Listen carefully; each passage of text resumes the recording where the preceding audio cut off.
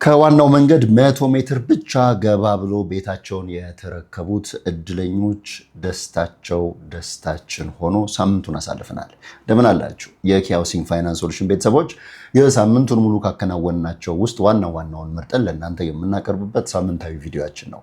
በዚህ ሳምንት ከባለፈው ሳምንት በመቀጠል እንግዲህ ያሳለፍናቸውን ጉዳዮች ዋናዎቹን ብቻ መርጬ በአጭር ደቂቃ ለእናንተ አቀርባለሁ። ኪ ሃውሲንግ ከዚህ ቀደም መዝግቧቸው እድለኛ አድርጓቸው የነበሩትን የሚያዝያ 30 እድለኞችን ጨምሮ ማሰልጠኛ አካባቢ በሚገኘው ሳይት ቤታቸውን ከነ ሙሉ ክብሩ በተጠናቀቀ መልኩ አስረክቧቸዋል። ይህም ሁነት በባለፈው ሳምንት ጥቅምት 22 በዕለተ ቅዳሜ ተከናውኖ ነበረ። መርሃ ግብሩንም ከቦታው በቀጥታ ስርጭት እንደዚሁም ደግሞ ከዛም በኋላ በተለያዩ ቪዲዮዎች ወደ እናንተ እያደረስን እንገኛለን። እነዚህ እድለኞች እዛ ሳይት ላይ የተመደቡትም ደግሞ ከዚህ ቀደም በነበረው አሰራር መሰረት ነው። እሱንም በግልጽ ጥቅምት 13 ያከናወነው መርሃ ግብር ጭምር እንዲሁም የካቲት 1 2017 ጭምር የተደረገውን ለእናንተ አቅርበን ነበረ። መጨረሻውን አግኝተው ቤታቸውን ተረክበው ቤታቸው ውስጥ ከነ ቤተሰባቸው በደስታ ኑሮ ለመጀመር ቁልፋቸውንም ከኛ ተረክበዋል። በዛም ወቅት ባየነው ደስታ እጅግ በጣም ተደስተናል። በዚህም ስራ ወደፊት ምን ተአምሮችን ልንፈጥር እንደምንችል እኛም ተስፋ ሰንቀንበታል። የቤት ችግር ምን ያክል መሆኑን በሰዎቹ የቤት ባለቤት ከሆኑ በኋላ ባሳዩት ደስታም ደግሞ ተገንዝበናል። መላው የኪ ሃውሲንግ ፋይናንስ ሶሉሽን ቤተሰቦቻችን እናንተም እንደነዚህ እድለኞች ቤታችሁን ተረክባችሁ ልጆቻችሁን ቤተሰቦቻችሁን ሰብስባችሁ ስትደሰቱ ልጆቻችሁ ሲፈነድቁ ማየት ህልማችን ነው። ለእኛም ደግሞ ትልቅ ሞራልና ብርታት ሆኖን ወደፊት እንድንገፋ አሁን ካለን በላይ ፍጥነት ጨምረን የተሻለ ውጤት ማምጣት የሚያስችሉ ስራዎችን እንድንሰራ የተለያዩ አቅጣጫዎችን ጭምር እንድንመለከት አድርጎናልና ሳምንቱ ይህንን ደስታ ያየንበት እኛም የተደሰትንበትና ሞራል የሰነቅንበት ሳምንት ነበረ። ከዚህ ቀደም ካሳለፍናቸው የስራ ሳምንታት የአሁኑ ሳምንት በጣም በፍጹም ደስታና ኢነርጂ ሞራል የተሞላ ነበረ። ለዚህም ሁላችሁም የኪ ሃውሲንግ ፋይናንስ ሶሉሽን እድሉ ደርሷችሁ የዕጣ ባለቤት ሆናችሁ የቤት ባለቤት ሆናችሁ የዚህ ደስታ ተካፋይ እንድትሆኑ ከወዲሁ እንመኝላችኋለን። እናንተም ቀጣይ ባለተራ ናችሁ። ሁለተኛው ኩነት በባለፈው ሳምንት ውስጥ እንግዲህ ከዚህ ቀደም ስንል እንደነበረው በመቋቋም ሂደት ላይ ያለ የፋይናንስ ተቋም አለን።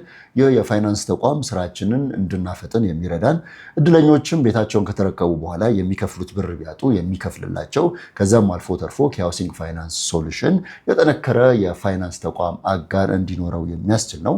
ወደዚህም ሀሳብ የመጣ ነው ተመዝጋቢዎቻችን ካለባቸው ችግር በመነሳት ነው። ከዛም በመቀጠል ከዚህ ቀደም እንደምታውቁት አብሮን ሲሰራ በነበረው የፋይናንስ ተቋም የገጠመን ፈተና ነበረ። ለ11 ወር ገደማ የተለያዩ ስራዎችን እንዳንሰራ እክል ሆኖብን ነበረ። እሱን ችግር ጭምር የሚፈታ በእኛው አባላት በእኛው ተመዝጋቢዎች የሚቋቋም የፋይናንስ ተቋም በመሆኑ በጣም ትልቅ ትኩረት ሰጥተነው እየሰራንበት እንገኛለን።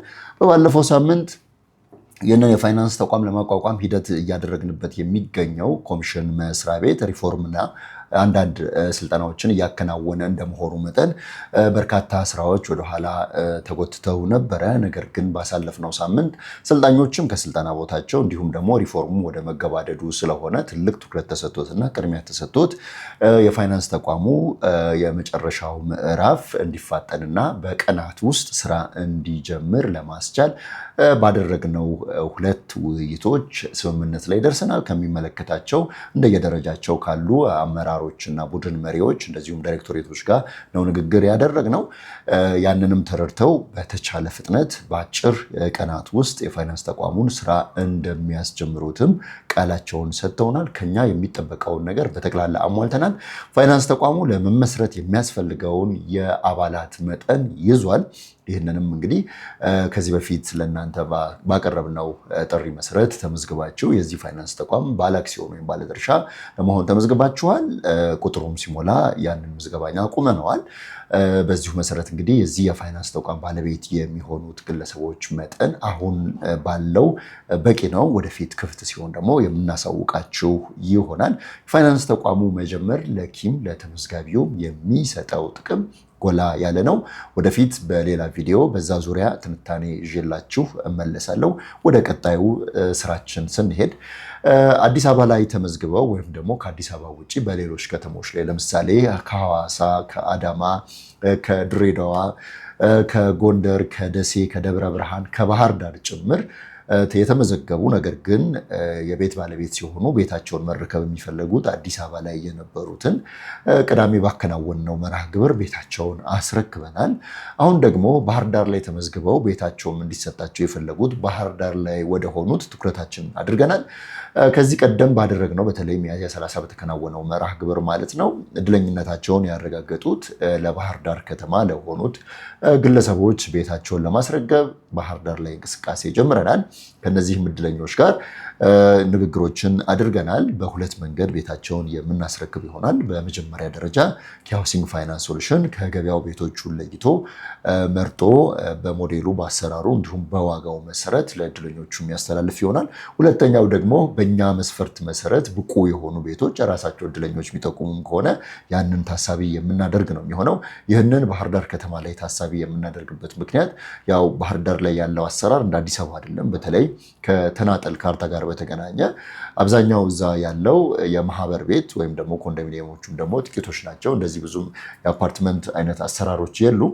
በእኛ ሞዴል አሰራር ደግሞ ለእድለኞች የምናስረክበው የራሱ ካርታ ያለው አፓርትመንት በመሆኑ የተናጠል ካርታ ያላቸው አፓርትመንት እዛ ባለመኖራቸው ያሉትን ኦፕሽኖች ነው የምንመለከተው ማለት ነው። እነዚህም እድለኞች አንድ አፓርትመንት ከሚኖረው ዋጋ ጋር ተመጣጣኝ የሆኑ የምድር ቤቶችንም ሊረከቡ የሚችሉበት እድል ይኖራል ማለት ነው። ያንን ለማድረግ አስፈላጊውን ሂደትኛ እየሄድን ነው። በቅርቡ ባህር ዳር ተገናኝተን ደግሞ ለባህር ዳር እድለኞቻችን ቤታቸውን ስናስረክብ ከዛው በቀጥታ ስርጭትም ከዛም ቀጥሎ ደግሞ በሚዘጋጀው ቪዲዮ ለእናንተ የምናቀርብ ይሆናል። ኪ ዘንድሮ ታጥቆ ተነስቷል ብለን መስከረምን ስንቀበል በነገርናችሁ መሰረት እሱን እየሄድንበት እየቀጠልንበት እንገኛለን። ፕሩፍ የምናደርጋቸውን ነገሮች በቃል ከመናገር በላይ በስራ የሚለውን አማራጭ የእናንተንም ጥያቄ ተቀብለን እሱን እየተገበርን እንገኛለን። የባህር ዳር እድለኞች በተነጋገርነው መሰረት ባህር ዳር መጥተን ቁልፋችሁን እናስረክባችኋለን። የተረጋጋ ህይወት መምራታችሁን ትቀጥላላችሁ። በራሳችሁ ቤት ውስጥ መልእክታችን ነው። ከዛ በመቀጠል በርካታዎች እንደሚጠይቁት እኛስ መች ነው የቤት ባለቤት የምንሆንበት ዕጣ የሚከናወነው የሚል በርካታ ጥያቄ አለ። ትክክለኛና ተገቢ የሆነ ጤናማ ጥያቄ ነው። ባለው መሰረት ከኛ የሚጠበቁትን የቤት ስራዎቻችንን ስንጨርስ ዕጣ እናወጣለን። በነገራችን ላይ ዕጣ ለማውጣት ዛሬም እንችላለን። ነገ ከሰዓት ተቀጣጥረን ማድረግ የምንችለው ጉዳይ ነው። ዕጣ ለማውጣት 20 ደቂቃ አይፈጅብንም። ከባንክ የከፈሉትን ትክክለኞቹን የኪ አባላቶች ሊስት እንወስዳለን፣ ለአዲስ አበባ ዩኒቨርሲቲ እንሰጣለን። አዲስ አበባ ዩኒቨርሲቲ 15 ደቂቃ ባልሞላ ጊዜ ውስጥ ዕጣውን አውጥቶ እነዚህ ናቸው እድለኞች ብሎ ይነግረናል። ይህ ነው ሂደቱ።